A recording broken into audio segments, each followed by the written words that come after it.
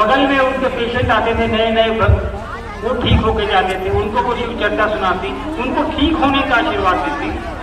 साहब कहते भी थे तुम ये क्या करती हो, उसका कष्ट तुमको लेना पड़ेगा। खुद इनकी दोनों किडनियां फेल थी, लेकिन दूसरों को आशीर्वाद देती थी उसी एम्स में कि तुम ठीक हो जाओगे।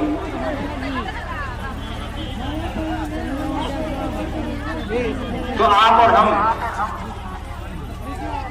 उस माँ की भूमि पर आए हैं, उस माँ से आशीर्वाद लेके वापस जाएंगे कि जो उन्होंने रास्ता दिखाया है उस पर हम और आप चल सकें। उनके सभी अपने हैं, कोई पराया नहीं है।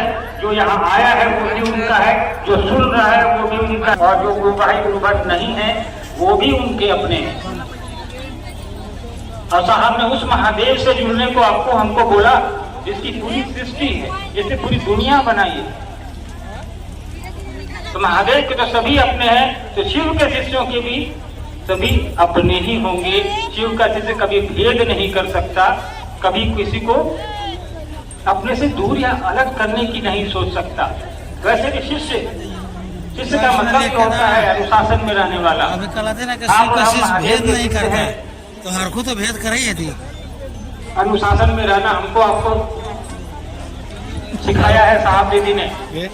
हर को बड़ी संख्या में यहाँ पर हम यहाँ मौजूद हैं, भेद करते हैं। ये लोग अन्य भी जिलों से कार्यकर्ता स्वयंसेवक गुरु भाई गुरु बहन यहाँ पिछले 4 दिनों से लगे हैं। हमारे मामा लोग ने लगातार कोशिश की है कि आप लोगों की मदद कर सके, बेहतर व्यवस्था दे सके, लेकिन छोटी जगह है, कुछ त्रुटियां रही होंगी। तो ये आपका भी घर है,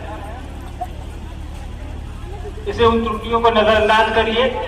हम और आप शिव के शिष्य हैं, तो अपने साहब के बताए रास्ते पर चलने वाले लोग हैं, दीदी के घर आए हैं।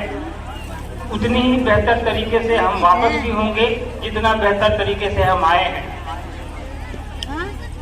वापस जाने के लिए आपके पास सुविधाएं हैं, जैसे आप आए हैं वैसे ही जाएंगे। लेकिन हम आप लोगों से अनुरोध करेंगे कि जो लोग बाहर हैं वो धीरे धीरे निकलेंगे, अंदर बैठे लोग अपनी जगह बैठे रहेंगे। जब कार्यक्रम समाप्त होने के बाद भी भजन चलता रहेगा, धीरे धीरे लोग अपने आगे वाले को जाने देंगे। पहले मैं ज्यादा समय नहीं लूंगा, दूर है, आप लोग जहां से भी आए हैं वापस भी जाना होगा। अभी बरखा जी भी आई हैं। हमारी एक इच्छा है,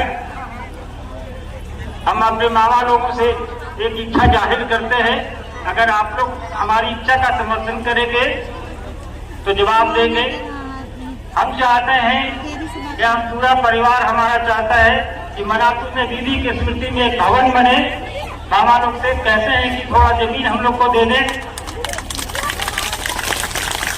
ताकि हम लोग दीदी की स्मृति में एक यहाँ भवन बना सके। बहुत लोग दर्शनार्थ यहाँ आते हैं, उनकी सुविधा भी हो जाएगी। स्मृति में भवन भी बन जाएगा, कुछ लोगों को आराम भी मिल जाएगा।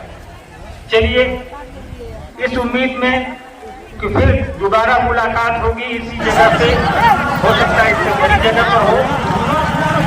बरखा के भी आपके बीच आएगी, ध्यान से सुनिएगा। आप सभी को मेरा प्रणाम।